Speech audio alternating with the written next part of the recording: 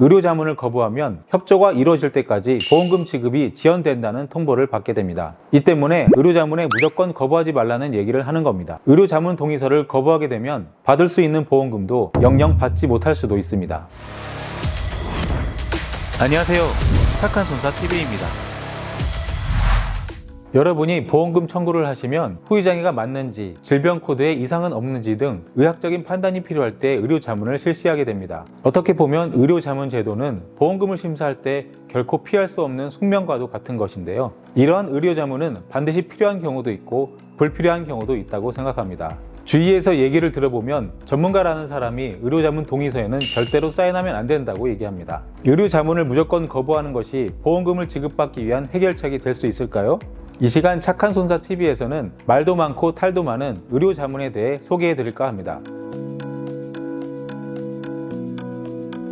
고객님들이 제일 염려하시는 것이 의료 자문 진행에 동의하면 무조건 결과가 안 좋게 나와서 그 결과대로 처리되지 않을까 하는 점입니다.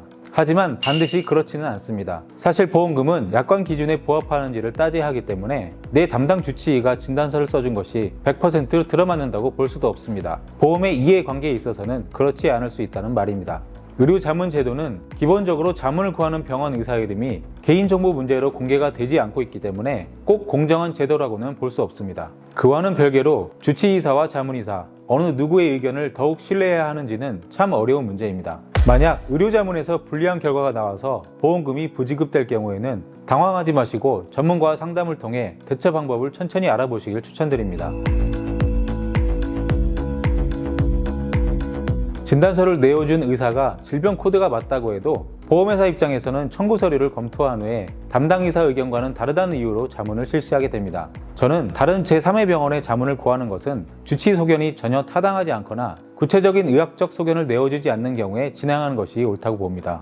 보험회사에서도 보험금 지급 여부를 결정하려면 그에 걸맞는 객관적인 근거가 필요하기 때문입니다. 보험회사를 절대로 신뢰할 수 없다고 생각하신다면 경우에 따라서 1차적으로 의료 자문은 거부할 수 있습니다.